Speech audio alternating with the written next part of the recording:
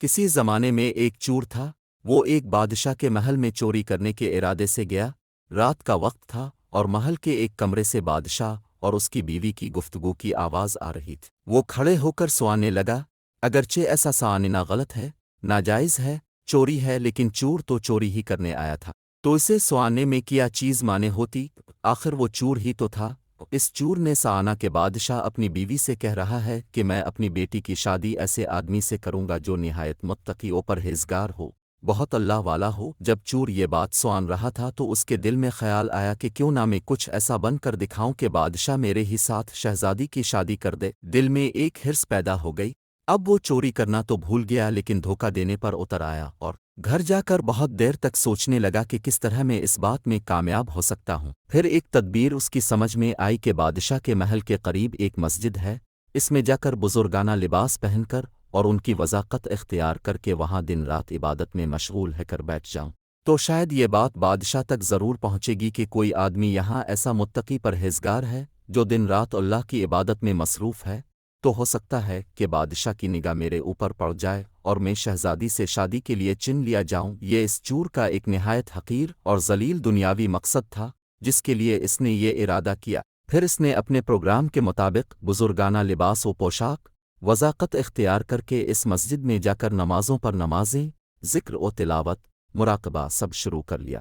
دن گزرتے رہے اور لوگوں میں شہرت ہوتی گئی کہ کوئی اللہ لے بہت بڑے ولی یہاں آ گئے ہیں جو دن رات عبادت کرتے ہیں۔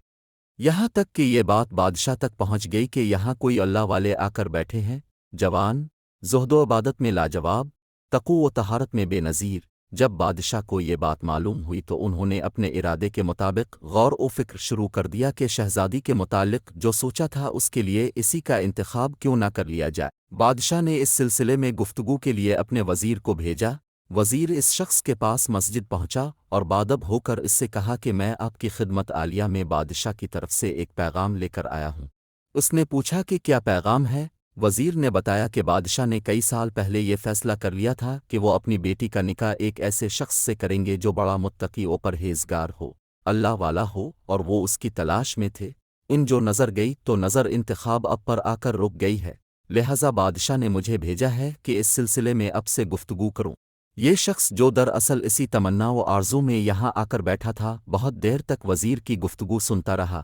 اس کے بعد اس کی آنکھوں سے آنسو جاری ہو گئے۔ وزیر نے پوچھا کہ کیا بات ہے؟ تو کہنے لگا کہ آج جو پیغام لے کر آپ آئے ہیں یہ پیغام مجھے منظور نہیں ہے۔ وزیر نے کہا کہ کیوں منظور نہیں؟ اس شخص نے کہا کہ دیکھیے میں صاف صاف بات آپ کو بتاتا ہوں کہ میں اصل میں ایک چور تھا اور ایک مرتبہ بادشاہ کے محل میں چوری کے ارادے سے گیا تھا۔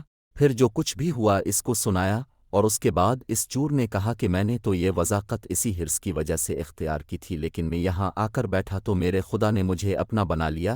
اب بس اس کے بعد مجھے اور کسی کی ضرورت نہیں، میرے لیے میرا خدا کافی ہے۔ بے شک جب عبادت عبادت ہو جائے، نماز نماز ہو جائے، ذکر ذکر ہو جائے اور ہماری دیگر عبادتیں واقعی عبادتیں ہو جائیں تو بے شک یہ نمازیں اور عبادتیں انسان کو برائیوں سے روکتی ہیں۔